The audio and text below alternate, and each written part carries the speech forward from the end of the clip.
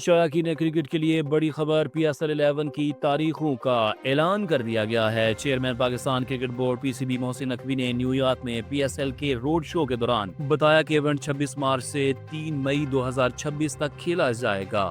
محسن نقوی نے کہا کہ کھلاڑیوں کو انعامات دینے سے حوصلہ افزائی ہوتی ہے اور PCB اور PSL کی انتظامیہ کرکٹ کی بہتری کے لیے کام کر رہی ہے۔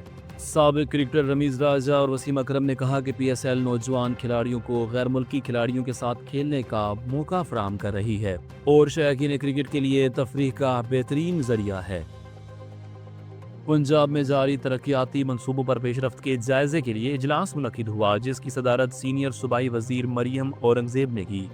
اجلاس میں ورلڈ بینک کے کنٹری ڈائریکٹر نے مالی معاونت سے جاری منصوبوں میں کام کی رفتار اور معیار پر اطمینان کا اظہار کیا اور وزیر اعلیٰ پنجاب مریم نواز کی ترقیاتی ویژن کو سراہا۔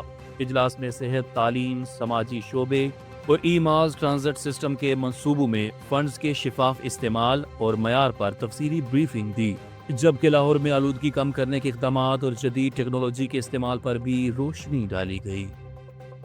سڈنی، آسٹریلیا کے ساحل پر مسلح افراد کی فائرنگ سے 12 افراد ہلاک ہو گئے، جس میں ایک حملہ آور بھی شامل تھا، جبکہ دوسرا گرفتار کر لیا گیا۔ واقعہ یہودی تہوار کی تقریب کے دوران پیش آیا اور پولیس نے اسے دہشت گردی قرار دیا۔ مسلم کمیونٹی نے واقعے کی شدید مذمت کرتے ہوئے کہا کہ ایسے پرتشدد اقدامات ناقابل قبول ہیں اور ذمہ داروں کو قانون کے مطابق جواب دہ بنایا جائے۔ National cyber crime investigation agency NCCI نے اسلام آباد کے علاقے کھنا پل میں مالی فراڈ میں ملوث 8 رکنی گروہ کو گرفتار کر لیا۔ ترجمان کے مطابق ملزمان نے برطانیہ میں مقیم رشتہ دار یا دوست بن کر شہریوں کو میڈیکل ایمرجنسی کا جھانسا دے کر 15 لاکھ روپے بٹورے اور رقم مرکزی ملزم کے بینک اکاؤنٹ میں منتقل کی گئی۔ گرفتار ملزمان میں محمد سلمان، محسن جمیل، نزاکت علی، مہتاب علی، محمد شاہ نواز، ناصر علی، عابد حسین اور فہد جبار شامل ہیں، جن کے خلاف مقدمہ درج کر کے پیکا سمیت دیگر دفعات کے تحت کارروائی کی گئی۔ ذرائع کے مطابق ملزمان نے سادہ لوح افراد کے نام پر بینک اکاؤنٹس کھلوائے اور چیک بکس اپنے قبضے میں رکھی۔ رقم نکلوانے کے لیے اسلام آباد آئے تو گرفتار ہوئے۔ یہ گروہ بنیادی طور پر بہاولپور اور قریبی علاقوں میں کام کر رہا تھا۔ وزیر اعلیٰ پنجاب مریم نواز کی قیادت میں پنجاب سہولت بازار اتھارٹی نے ایک بڑا عالمی اعزاز حاصل کر لیا ہے۔ سوئٹزرلینڈ کے مستند ادارے کی جانب سے اتھارٹی کو ISO 901 اور ISO 27001 کے انٹرنیشنل سرٹیفکیٹس جاری کر دیے گئے ہیں۔ پنجاب سہولت بازار اتھارٹی صوبے بھر میں 17,000 سے زائد سٹال قائم کر کے سستی اشیاء ضروریات فراہم کر رہی ہیں۔ وزیر اعلیٰ پنجاب مریم نواز نے اس کامیابی پر اتھارٹی کو مبارکباد دی اور مزید سہولت بازار قائم کرنے کے عزم کا اظہار کیا۔ انہوں نے کہا کہ عوام کو معیاری اور سستی اشیاء کی فراہمی حکومت پنجاب کی اولین ترجیح ہے۔ ملک بھر میں سال 2025 کی آخری قومی پولیو مہم کل سے شروع ہو رہی ہے، جس میں 4 کروڑ 50 لاکھ سے زائد بچوں کو پولیو کے قطرے پلائے جائیں گے۔ یہ 7 روزہ مہم 15 سے 21 دسمبر تک جاری رہے گی۔ ہر صوبے اور آزاد علاقوں میں لاکھوں بچوں کو قطرے پلانے کا ہدف مقرر کیا گیا ہے۔ 4 لاکھ سے زائد پولیو ورکرز مہم میں حصہ لیں گے۔ NEOC نے والدین سے اپیل کی ہے کہ وہ بچوں کو پولیو سے بچانے میں بھرپور تعاون کریں۔ خیبر پختونخوا حکومت نے اپنے وسائل سے 63 میگا واٹ کے 3 پن بجلی منصوبے مکمل کر لیے، جس سے صوبے کو سالانہ 4.4 ارب روپے آمدن ہوگی۔ سوات کوریڈور پر 40 کلومیٹر طویل ٹرانسمیشن لائن پر بھی کام جاری ہے، جو آئندہ سال مکمل ہوگی۔ سیکٹری توانائی نے منصوبوں کی بروقت تکمیل پر زور دیتے ہوئے PDO افسران کو ہدایات جاری کی۔ صوبے میں جاری دیگر 7 اہم پن بجلی منصوبوں کی پیش رفت کا بھی جائزہ لیا گیا۔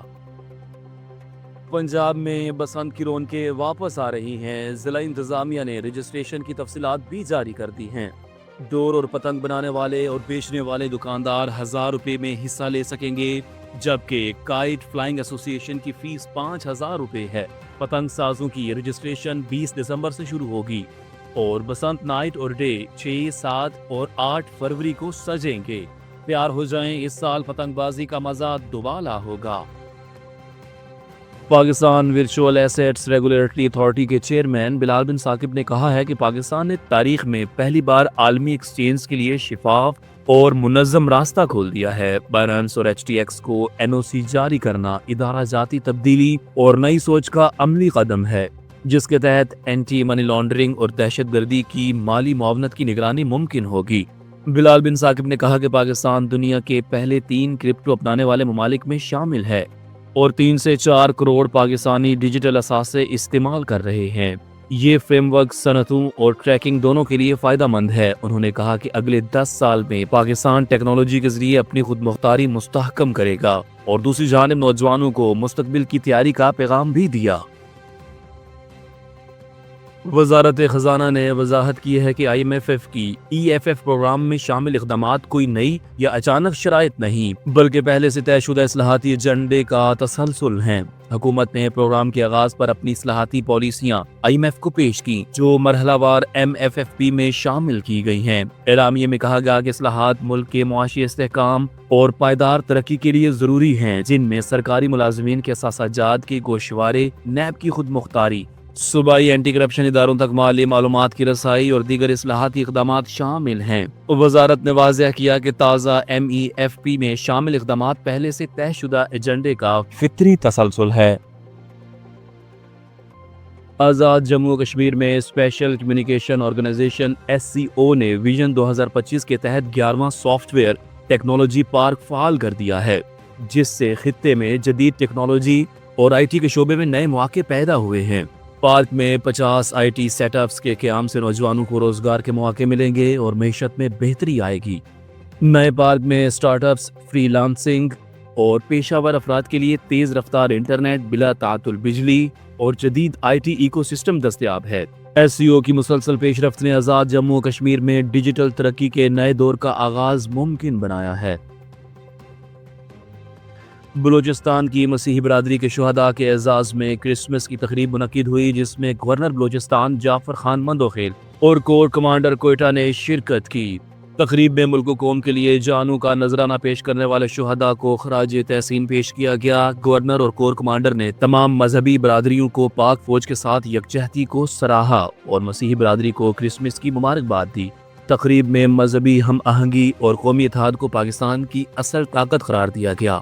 پاسٹر آصف خان نے کہا کہ شہداء کی قربانیاں قومی یکجہتی کی مضبوط بنیاد ہیں اور پاک فوج اور صوبائی حکومت ملک کی ترقی اور شہریوں کے تحفظ کے لیے پرعزم ہیں۔